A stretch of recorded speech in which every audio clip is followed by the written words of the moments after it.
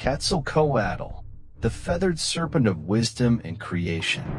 Welcome back to Gods and Heroes Unveiled, where we unravel the epic myths of ancient cultures.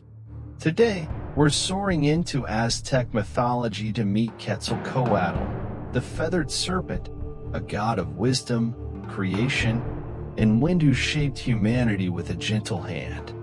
From his divine birth to his mysterious exile, his story is one of brilliance and enigma. Ready to spread your wings with this serpentine deity?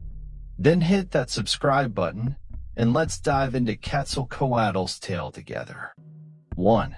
The origin of Quetzalcoatl.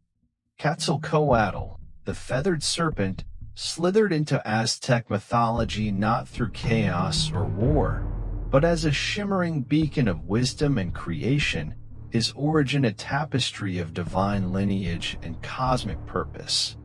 Unlike Quetzalcoatl's bloody birth, Quetzalcoatl's beginnings are steeped in mystery and reverence, a god whose roots stretch back to the dawn of Mesoamerica.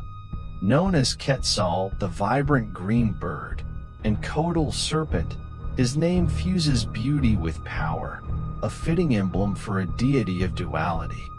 His birth varies across tales.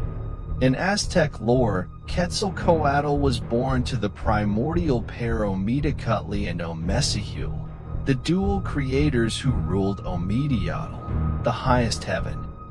This dual-natured deity gave rise to the great gods, and Quetzalcoatl emerged as one of their sons, sometimes alongside his rival Tezcatlipoca, the smoking mirror. Another story ties him to the hunter god Mixcoatl and the goddess Camalma, born as Suacatl to Pilsen, a mortal prince who ascended to divinity. Either way, he wasn't just a god, he was a bridge between sky and earth, feathers aloft, scales grounded. Picture him, a serpent with iridescent quetzal plumes, wings of wind, eyes gleaming with ancient knowledge. Codices like the Codex Borgia show him adorned with turquoise, his breath a gust that moves the world. Born in the first sun, the age of giants, he survived its fall, a constant through the Aztecs' 5 suns, each era a cycle he helped renew. His origin wasn't a single moment, but a genesis tied to creation itself, his feathers a spark in the void. His cosmic role began early. After the 4th sun drowned, Quetzalcoatl and Tezcatlipoca tore apart Tlaltecutli, the monstrous earth goddess, her body forming land and sky. But creation demanded more: humanity. Quetzalcoatl descended to Mictlan, the underworld, facing Mictlantecuhtli, the skeletal death lord. Tricking him with a conch shell horn, he stole the bones of the last humans, mixing them with his blood, pricked from his own body, to birth the 5th sun's people. His origin wasn't just birth, it was sacrifice, a god who bled for mortals. This act set him apart. Unlike Quetzalcoatl's war, Quetzalcoatl's power was gentle wisdom, not blades. The Aztecs saw him as Ethicatl, the wind god, clearing paths for rain, his breath a life-giver. His birth tied to Talent, Tula, a mythic city of knowledge, where he ruled as a priest-king before his fall. Some say he was Tepiltsin Quetzalcoatl, a historical figure deified, born 1 Reed, 947 CE, a date of prophecy, blending myth with man. His origin reflects Aztec duality: serpent and bird, earth and sky, death and life. The Toltecs, his earlier worshippers, carved him into Tula's pillars, feathered, coiled, a god of craft and learning.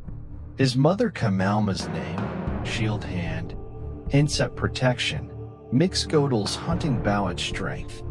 Yet his celestial birth from Ometeotl lifts him higher, a creator among creators, his wind a whisper of order in chaos. Quetzalcoatl's beginning wasn't violent. it was luminous, a god whose feathers fanned the world into being. As we'll see, his role wasn't static. He taught, he fell, he promised return, a serpent whose wisdom shaped a people and their dreams. 2. Quetzalcoatl's role and deeds. Quetzalcoatl didn't wield a bloody sword like Huitzilopochtli. His role in Aztec mythology was as creator, teacher, and windbearer. His deeds a weave of compassion and exile that defined the Mexica's soul. The feathered serpent wasn't a conqueror but a guide, his actions breathing life into humanity and culture, his fall a mystery that fueled prophecy. His story dances between divine acts and human echoes, a god of light in a blood-soaked world. His greatest deed was creation. After shaping the earth with Tezcatlipoca, Quetzalcoatl ventured to Mictlan to reclaim humanity. Facing Mictlantecuhtli, he played a hollow conch. Some say he filled it with bees to trick the Death Lord. Stealing the bones of the drowned Fourth Sunday stumbling, he broke them, explaining human imperfection, then mixed them with his blood. Shed from a thorn-pricked limb, this birthed the fifth son's people. His role as life-giver cemented.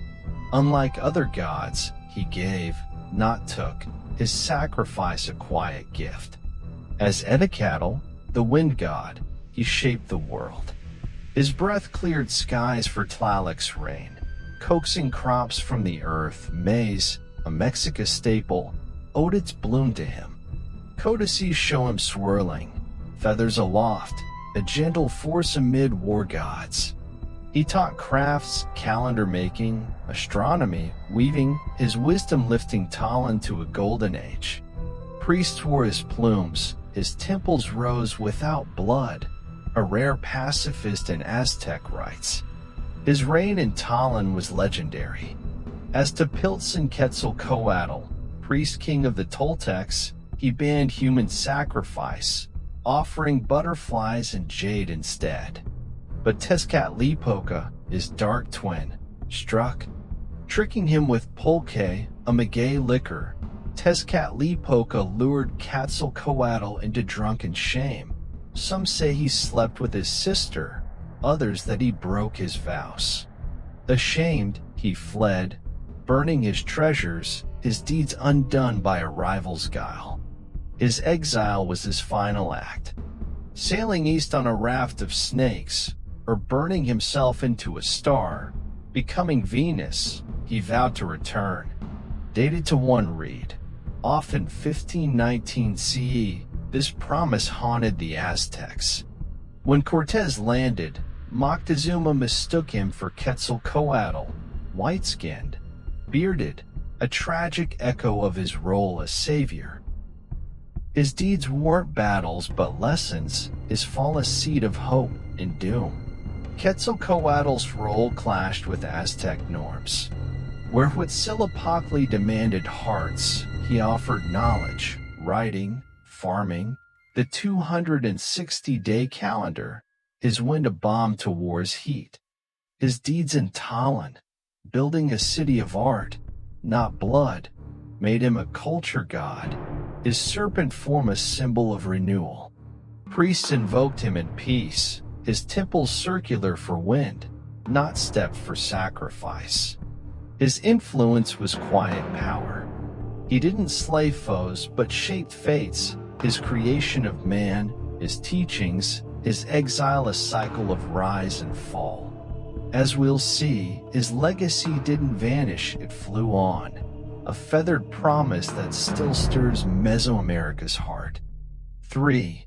The legacy of Quetzalcoatl. Quetzalcoatl's legacy didn't fade with his raft's departure, it soared through time, a feathered serpent whose wisdom and mystery coil around Mexico and beyond. As creator and teacher, he left a mark in stone, story, and spirit, his light enduring through conquest and reinvention. From Toltec pillars to modern myths, Quetzalcoatl remains a symbol of creation and hope. In Aztec times, he was revered. Tula's Temple of the Morning Star, with its serpent columns, crowned him king, his plumes carved in basalt, his wind in circular shrines. Codices like the Codex Vaticanus paint him turquoise, a god of sky and earth. Priests offered incense, not blood, his worship a rare calm in a sacrificial world. His calendar, the Tanalwali, tracked fate 260 days of his design, a legacy in time itself. His fall shaped history. His exile's prophecy, returning in one reed, met Cortez in 1519, Moctezuma's gifts a fatal welcome. Spanish scribes like Sahagan penned his tale, blending God and man, to Pilson's Talon a lost Eden, his raft a promise unfulfilled. His legacy twisted, conquerors claimed his name, yet his people mourned, his wisdom buried under crosses. Mexico resurrects him. Tula's ruins stand, his serpent pillars a UNESCO echo. The Maya called him Kukulkan, Chichen Itza's pyramid cast his shadow at equinox, a feathered ghost. His legacy lives in folklore. Venus, the morning star, shines as his soul, a light Aztecs tracked. Dia de los Muertos nods to Mictlan's bones, his gift to man, a thread in Mexico's soul. Art and culture embrace him. Rivera's murals paint him wise, Kahlo's brushes hint his spirit, his feathers and national pride. Games like Shadow of the Tomb Raider weave him in. Books like Aztec sing his fall. His name graces tequila brands, his serpent in logos, a god reborn in modernity's glow. Scholars link him to Mesoamerica's core, wind gods, creator myths, a thread from Olmec to Aztec. His meaning endures. To Aztecs, he was renewal, life from bones, wind for crops, wisdom over war. Today, he's resistance, a god who fled blood, his return a dream of peace. Feminists see Kaimalma's strength, historians Talon's peak. His legacy is duality, creator and exile, god and man. His feathers flutter in protests, his serpent in tattoos, a symbol unbroken. Quetzalcoatl's mark is eternal. From codices to stars, he's Mesoamerica's breath, a teacher whose blood birthed a people, whose wind still whispers. His legacy isn't past, it's alive, a feathered dawn that never sets. Outro.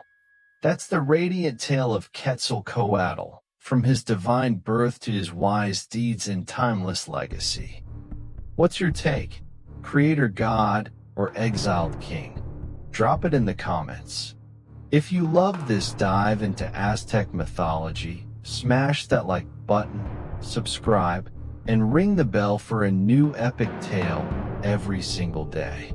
Thanks for watching Gods and Heroes Unveiled. See you tomorrow for another legendary journey.